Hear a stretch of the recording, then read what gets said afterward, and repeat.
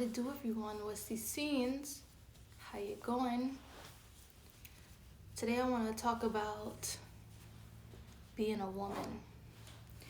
And specifically what I want to talk about as it relates to being a woman is the minimal information that some of us women receive when we're children as it relates to how our bodies function, as it relates to sex and reproduction, as it relates to perhaps femininity. Kind of want to just talk about like my experience growing up and learning about being a woman or growing into womanhood, and just some things that looking back 30 years later, well, not really 30 years later, but looking back from now to when I was approaching puberty, what I wish I knew, and information that I will now share with other young ladies and even women of my same age or older. Because I think it's so important for us to be knowledgeable about our bodies and to not wait for something to go wrong before we become enlightened or we become knowledgeable about our bodies.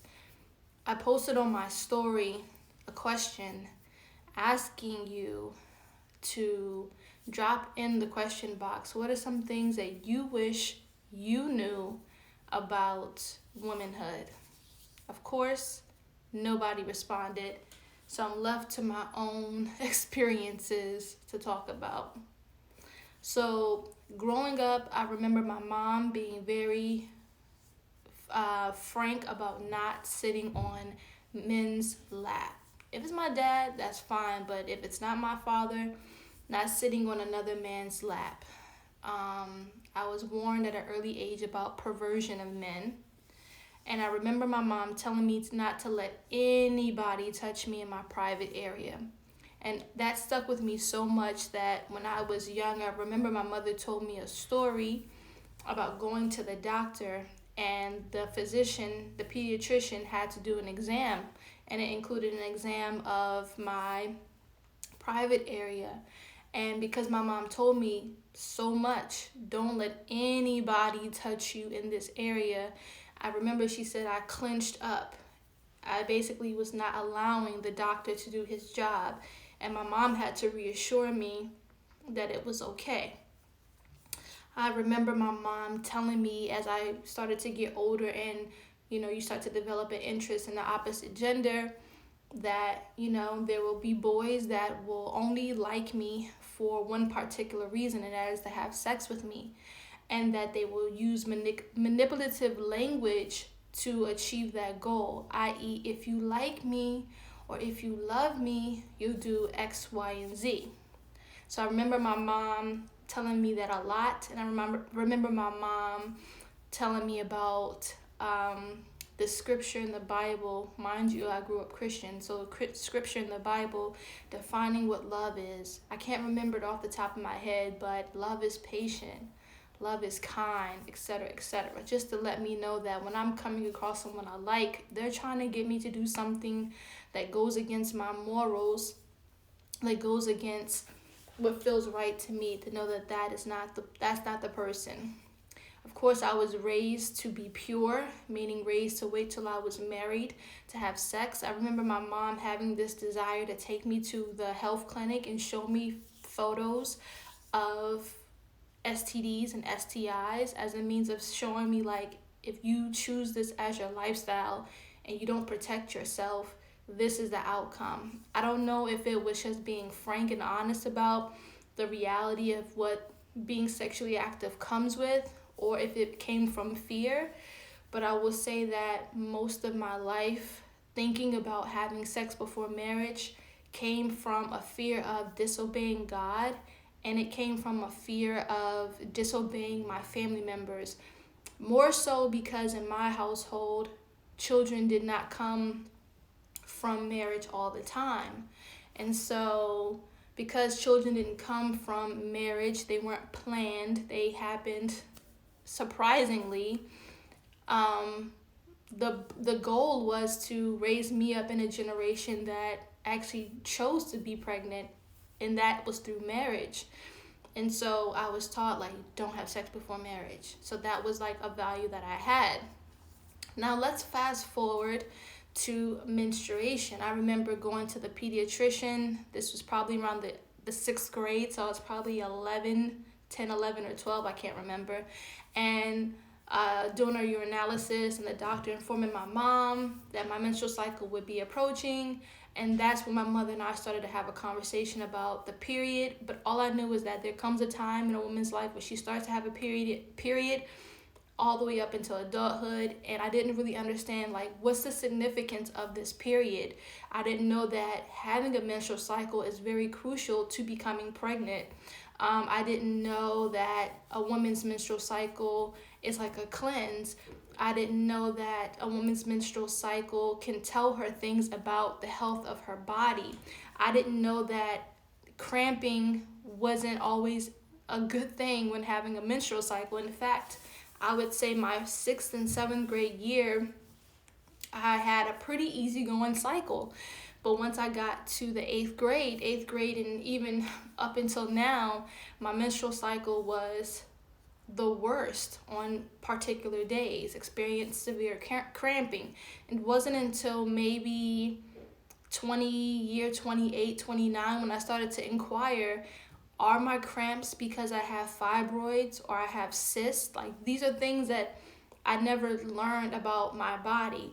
I mean, even when you get down to the female anatomy, there are so many women that think that the menstrual blood and the urine come from the same place. No, they do not. There are women who don't know how to properly identify the anatomy of the female reproductive area, or they don't understand how a cervix functions, or how the uterus functions, and how the fallopian tubes function. And it's like, this is information that's really important for us to know. Or going back to the whole purity mindset, yes, it's okay to educate women to, wait for a specific time to procreate or to start engaging in a sexual lifestyle, but also with telling women and men, telling young women, telling young men to wait before wait till you're married to have sex, or don't have sex, without giving proper understanding of what having a baby is like. It just creates fear. And it creates fear in women not being educated on what are the fertile days. Because a woman who doesn't have education on how a baby even comes about may think that every time she has sex, she's bound to get pregnant, when actually women have a very short window of fertility. And outside of those windows, she can't get pregnant. And also another thing is that many young women think that when you become sexually active is when you go and get a pap smear. I learned from my first pap smear that that's not true. A woman doesn't have to be sexually active to get a pap smear. And if anything, I think it's really important for a woman who has already started getting her periods to go see a gynecologist, because the gynecologist is able to see where we can't see. They're able to detect any issues with our cervix, any issues with our bodies when they do like the swab. So it's so important for us as women in a healthy state to educate ourselves on our reproductive organs, understand how the life cycle of sex and conceiving a child is about, how that plays out. Definitely educating ourselves on STDs and STIs, having a strong, convicted moral system for ourselves first and foremost when it comes to our sexual life, because living in fear about having sex, and it's only stemming from disobeying your parent or something like that, like, that's not enough. You need to have a strong moral moral, what I'm trying to say, you have to have strong morals and values yourself to honor yourself and know that that's not something you want to do, have multiple sex partners or have sex before marriage, things like that. Like, I want to teach my daughter to honor it, not just because of me, and not only because I'm telling her that God does not want her to do that, but to honor it because she honors herself.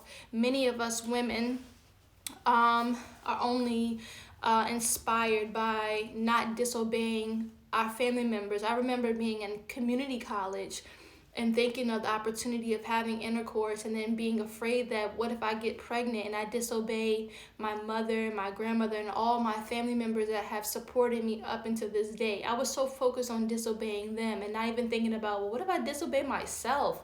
What if I dishonor myself? And I think it's so important to our self-care that we keep talking about and our self-esteem to have a healthy understanding and relationship with how we want sex to be in our life. Another thing that I wish that I was spoken to about as far as a woman, just the everyday experience of being a woman. A lot of us learn about femininity and masculinity from our peers who are ignorant as hell as well. And so if you let a child tell a female child tell another female child that they're dirty or something is wrong with them because they have female discharge, not realizing that the fact of the matter of female discharge is a means of the vagina cleaning itself and also can tell you about the health of the vagina as well. It's like just those basic everyday things, how to keep it clean, how to like hacks to do during the summertime when it's super hot, understanding the difference between the vaginal smell versus a smell that may be coming from the groin, which is the bikini line area. Proper ways of using sanitary, female sanitary resources on the menstrual cycle, understanding the uses of the tampon, the menstrual cup, pads, understanding like the pads that really don't support our menstrual health, that actually, contribute to our menstrual health declining. What else?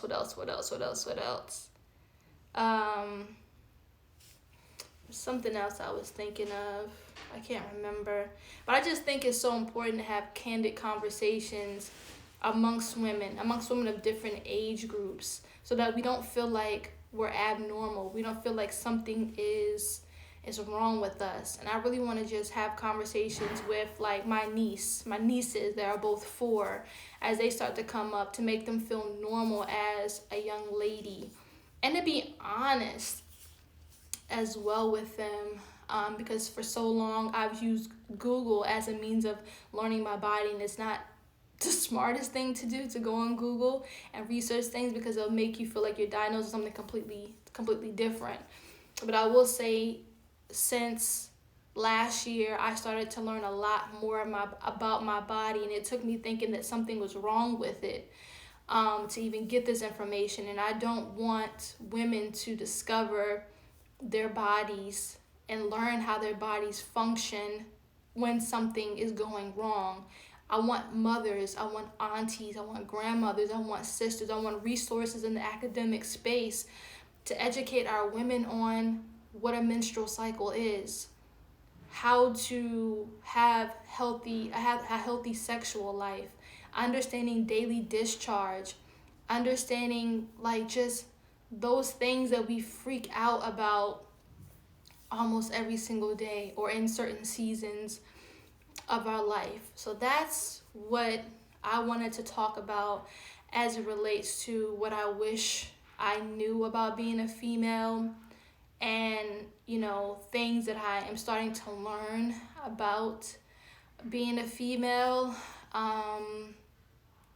If you have anything that you want to share that you wish you would have known coming up about being a woman, or also share things that maybe in your culture and your family that your family does teach you about being a woman, that perhaps you've discovered that your peers who don't come from the same cultural background as you, they don't know about being a woman. One last thing I would like to add is about birthing. We see so many times that women give birth on their back, But I've learned that in other cultures, they don't do that. They may give birth in a squatting position because they understand that gravity plays a part in delivering a baby. Or about herbs that we can take for our menstruation. We're so quick to get an ibuprofen, a Tylenol, or an Advil, but there are such things like red raspberry leaf tea, black cohosh, different herbs that can help to ease that situation. There are women who culturally do a yoni steam, for their menstrual cycle or maybe after delivering a child. Like there's so many things, so many gems that are hidden, I feel like. And maybe it could be because I'm from the West. I'm from America, and it may be not in our top cultural practices to talk about femininity and womanhood. And I've just admire other cultures, African cultures specifically, that I can think of that have a richness when it comes to female initiation, like really initiating that young girl into womanhood. I'm not talking about the act of, I can't even think of what it is right now, with the act of circumcision. I'm not talking about that, but I'm more so talking about like educating women on how to be women. And what's really, really important to me is not about the cooking and the being the wife and the being a mother, but really about how my body functions. I was very, very ignorant coming up about that. But that's all I have to say. No one engaged in my story request by the time I did this live. So if you're watching this as a replay, will I say this as a replay? No. Not on Instagram, maybe on YouTube. If you end up watching this as a replay, I still invite you and ask that you engage in the discussion and to really take time to think about, perhaps as a mother now or as a mother to be, God willing, how will you educate the girl children in your life about womanhood based on where you lacked. All right, day 7, wrap up. Thanks for tuning in. Assalamu alaikum. God willing, I see you tomorrow for day 8. Peace.